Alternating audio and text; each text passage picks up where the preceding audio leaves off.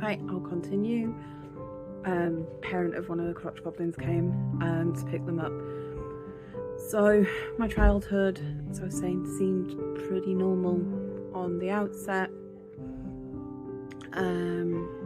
Nice house, had the things I need, well, had the material things I needed.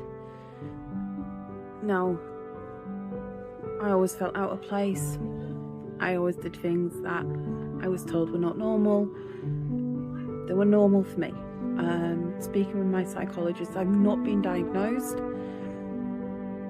but if I was to pursue a diagnosis, I'd more likely get diagnosed with ADHD, which, even just looking at things on it, makes a lot of sense for me. So some of my emotional outbursts of a child, my creativity, my getting into something then dropping it, all to do with this, as I'm learning as an adult. Also the fact I like to have several drinks. I used to get told off for having glasses everywhere with different drinks, and I couldn't drink a drink of water if it'd been out for more than a couple of hours. Again, that was just me. Nothing abnormal about it. I did feel I had a very strained, I don't have a relationship with my mother. I can say it out loud. There's reasons, again, I'm not going to go into it, because there's, 3 sides to every story. My side, their side, and the truth.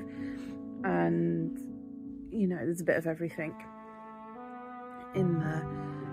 But basically, I do have attachment trauma from my childhood. Psychologists have said it. I agree with them, speaking it out. One part that I want resolved is never going to be resolved, unfortunately. But I will be learning how to cope from that. And hopefully it may not get rid of my symptoms of FND, but it should help me cope with them and understand why I get them. I'm also hoping to take from this the ability to be able to use my emotions more. I'm a very sensitive person. I like to be private, but I also can shut off my emotions. I don't fully disassociate where I don't know what I'm doing. I do. I just choose not to show emotions, or I choose to pick one emotion and show that. So I need to get my body regulated on how to actually do this properly, because I've never been able to. I've been able to mask it. I've been able to project it. What you see and what I say on the outside isn't necessarily how I'm feeling on the inside, and I still don't know the emotions I feel, because from a very young age I've not been allowed to feel them. So I back them up and I hid them, if that makes sense. It's all very complicated, but not complicated. What I'm trying to say is, people can look like they've got the most perfect life going, but until you get into someone's head and you speak to them, do you really know what's going on? During my childhood, I asked for help several times, and I got it thrown back in my face. And it was external people I asked for help, not my family.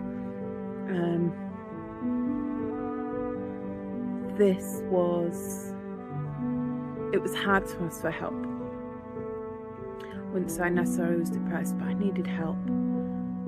And I realised I had to do everything on my own.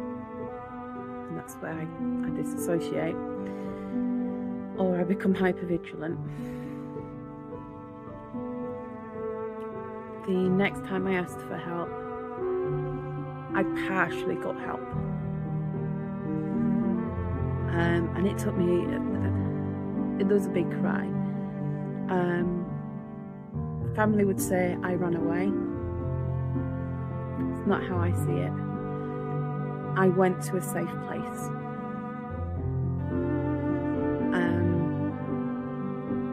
And that's how I feel about it. If I didn't go and people didn't take notice,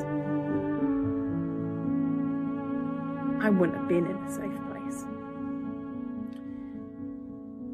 Do not be afraid to ask help. Do not feel there is no one to help you.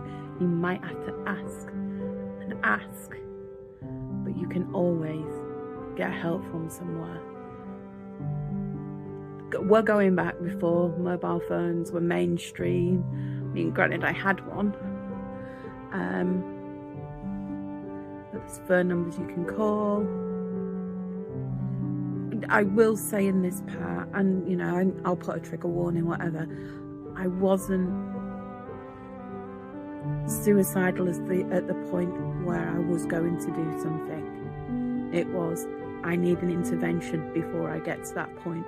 And I'm lucky enough, I realised in myself I needed that. And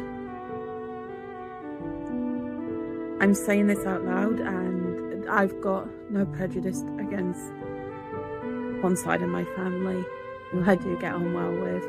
Don't see them as much as I really should do. You can tell I'm tired today because this eye's nearly closed, and that's my Bell's palsy.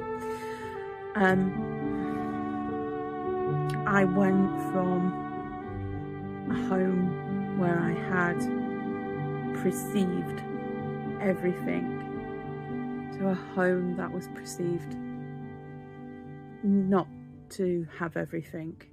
Granted, I caused overcrowding. You know, I feel like I caused that issue. But mentally and emotionally, even though there was ups and downs, and there was a lot, I was a teenager with undiagnosed, well, it's still undiagnosed, but ADHD. I didn't fully understand myself. Obviously, parents, adults around me, they didn't fully understand me. Emotionally, for me, it was so much better. Better than I can ever have imagined it being. And I would do it again. If I got to live that again, except this time, I would do it sooner. I would have a bigger voice. I would shout, and I would do it sooner.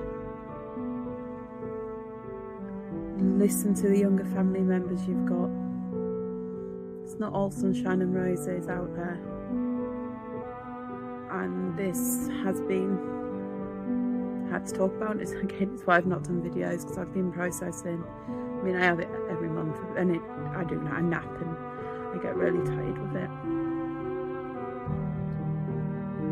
You can come out of this.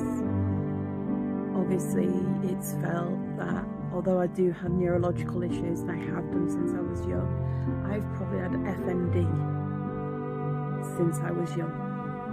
And I've had outbreaks of it or flare-ups of different stages, and then it's gone.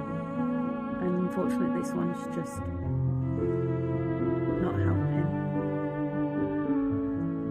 Be kind to each other. There are narcissists out there, and I will use that word. One person in my life I do feel is an extreme narcissist, and still do.